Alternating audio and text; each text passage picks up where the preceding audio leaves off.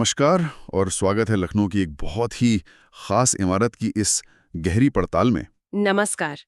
आज हम उस स्रोत सामग्री पर नजर डाल रहे हैं जो हमें ले जाती है सीधे नवाबों के शहर लखनऊ के दिल में, बड़ा इमामबाड़ा और वो जो उसकी रहस्यमयी भूल भुलैया है उसके अंदर। बिल्कुल, हमारे पास जो जानकारी और लेख हैं वो इस ऐतिहासिक इमारत के कई, आप कह सकती हैं, दिलचस्प पहलू सामने लाते हैं। ये कैसे बनी, इसका इतिहास, वो किंवदंतियां जो इससे जुड़ गई हैं।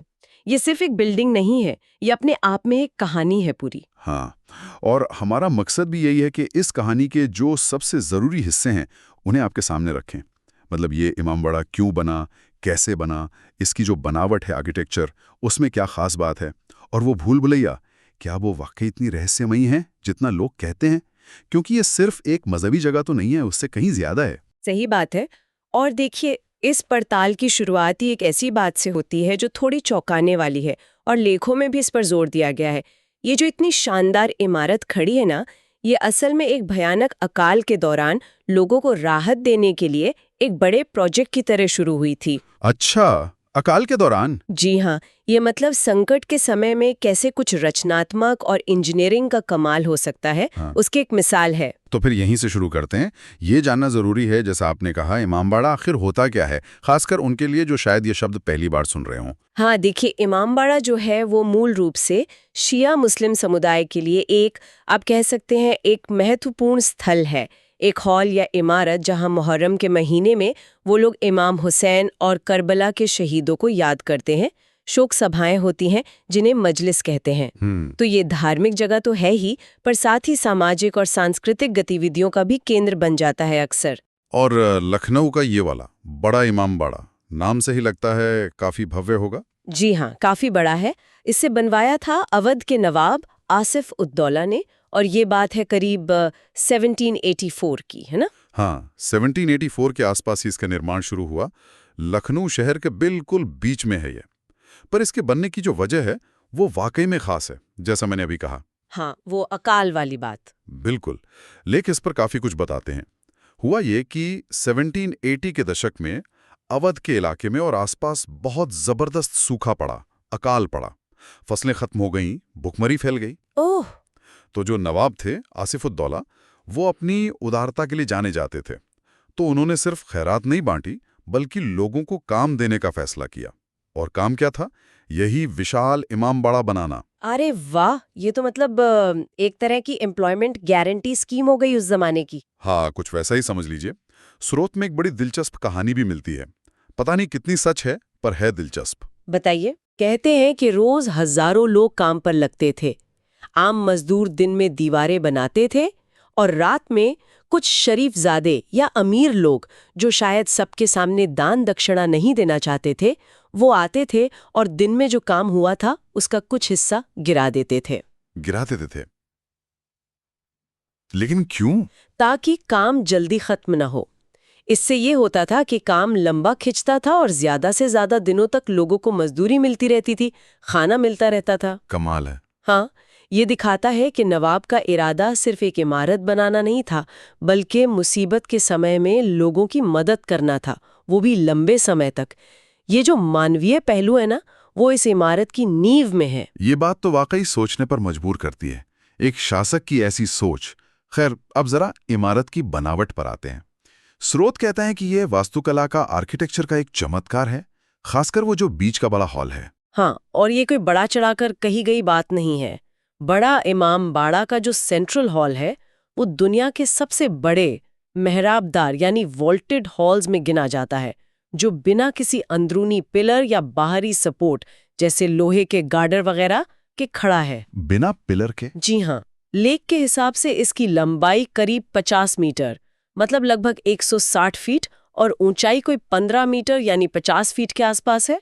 आप अंदाजा लगाइए कितनी बड़ी जगह होगी ये। 50 मीटर लंबा हॉल बिना खंभों के, ये उस जमाने में कैसे किया उन्होंने?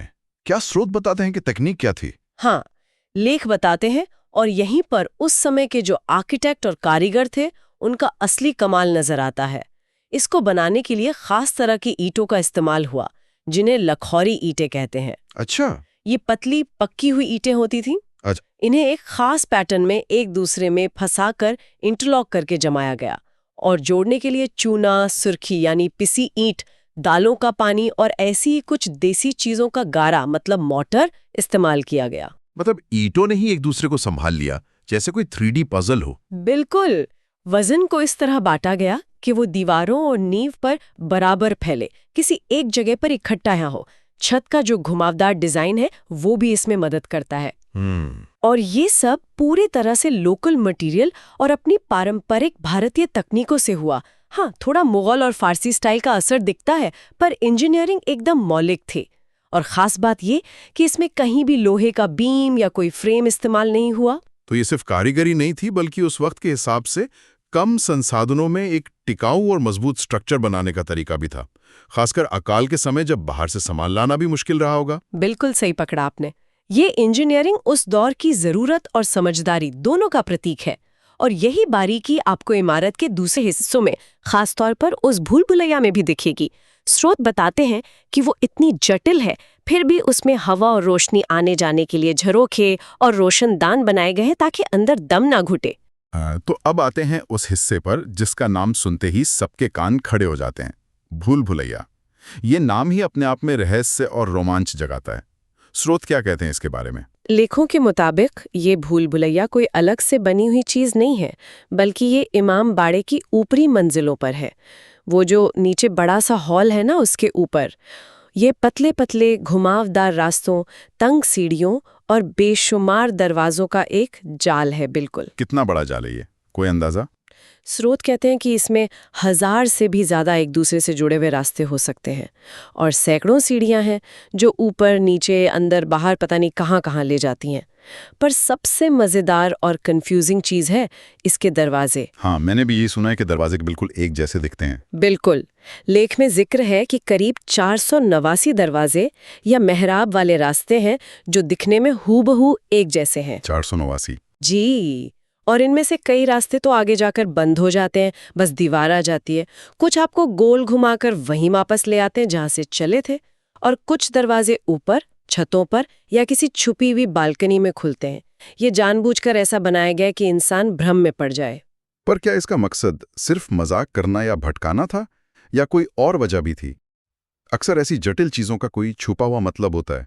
हाँ, और यहीं पर आर्किटेक्चर का एक और कमाल सामने आता है। देखिए, हमने बात की कि नीचे का हॉल बहुत बड़ा है और बिना खंभों के है। हाँ। तो ये जो भूल भुलैया की अनगिनत दीवारें हैं, रास्ते हैं, छतें हैं, ये असल में उस बड़े हॉल की छत और उसके ऊपर जो गुंबद है उसके वजन को छोटे छोटे हिस्सों में बांट देती हैं, और फिर वो वजन दीवारों के जरिए नीचे जमीन तक पहुंचता है। अच्छा। तो ये एक तरह का खोखला लेकिन बहुत मजबूत ढांचा है जो ऊपर के भारी वजन को संभालता है। अरे वाह, मतलब जो चीज बाहर से एक पहेली लग रही है वो असल में बिल्डिंग की मजबूती के लिए जरूरी है। ये तो मतलब फंक्शन और फॉर्म का गजब का मेल है। बिल्कुल सही कहा आपने। ये दिखाता है कि बनाने वाले कितने होशियार थे। उन्होंने एक स्ट्रक्चरल जरूरत को एक रहस्यमयी और यादगार अनुभव में बदल दिया।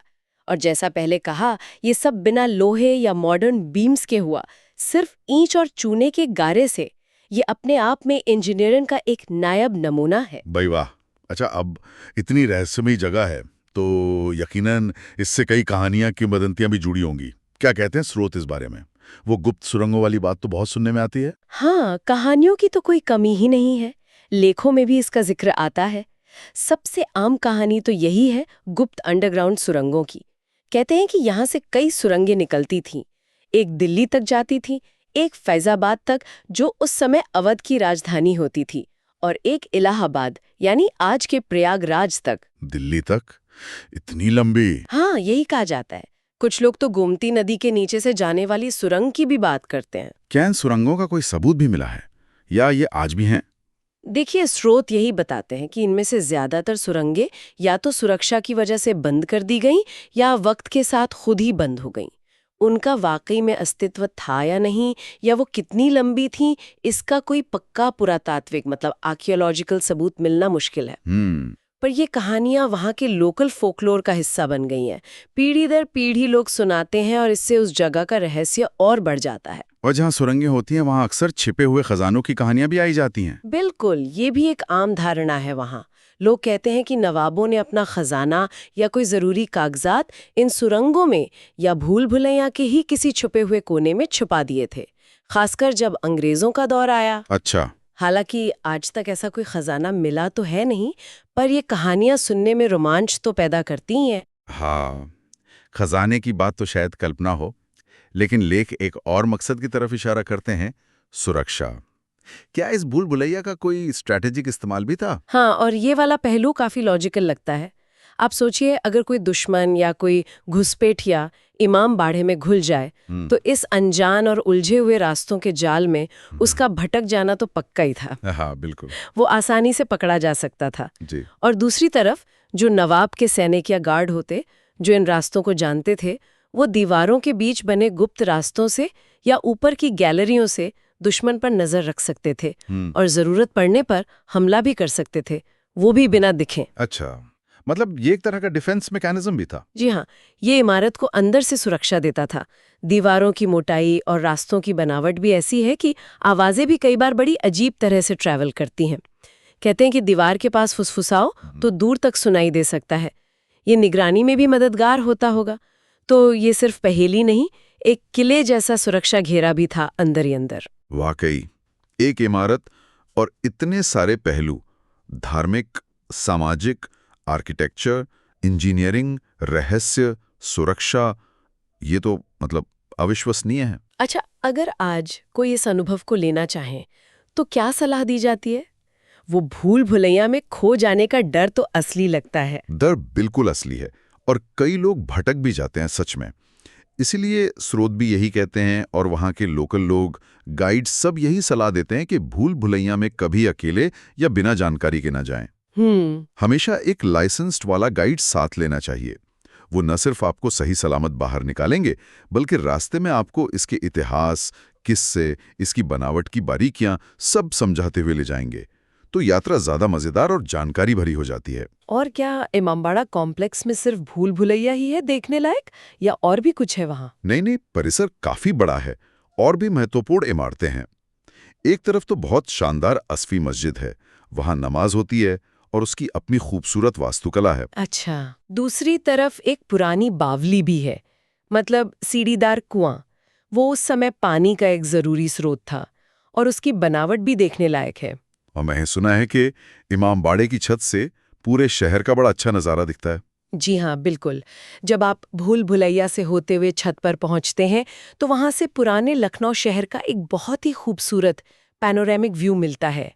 आपको गोमती नदी दिखती है, आसपास की पुरानी इमारतें दिखती हैं और ख़ास तौर पर लखनऊ का एक और लैंडमार्क रूमी दरवाज़ा, वो भी बिल्कुल साफ नजर आता है। रूमी दरवाजा। हाँ, और दिलचस्प बात यह है कि रूमी दरवाज़ा भी नवाब आसिफ-उद-दौला ने ही बनवाया था, लगभग इसी समय के आसपास। और वो भी कहते हैं कि अकाल राहत प्रोजेक्ट का ही हिस्सा था। अच्छा, तो ये दोनों इमारतें एक ही कहानी से जुड़ी हैं। तो अगर कोई लखनऊ जाने का प्लान कर रहा हो तो इस जगह को देखने का सबसे सही वक्त कब होता है? देखिए, लखनऊ में गर्मियां बहुत तेज होती हैं और मानसून में भी घूमना थोड़ा मुश्किल हो सकता है।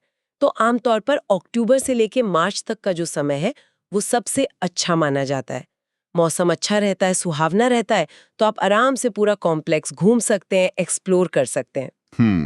तो संक्षेप में कहें, हमने जो स्रोत देखे वो यही बताते हैं कि बड़ा इमामबाड़ा सिर्फ एक धार्मिक इमारत नहीं है। ये नवाब आसिफ-उद-दौला की अपनी प्रजा के प्रति जिम्मेदारी का एक प्रतीक है, वो भी अकाल के कठिन समय में। बिल्कुल। ये इंजीनियरिंग का एक चमत्कार है, वो बिना खंभों वाला विशाल हॉल, और इसमें एक रहस्यमयी भूल भुलैया जो सिर्फ पहेली नहीं बल्कि इमारत को सहारा भी देती है और सदियों से अपनी कहानियों से लोगों को खींचती रही है। बिल्कुल सही कहा आपने।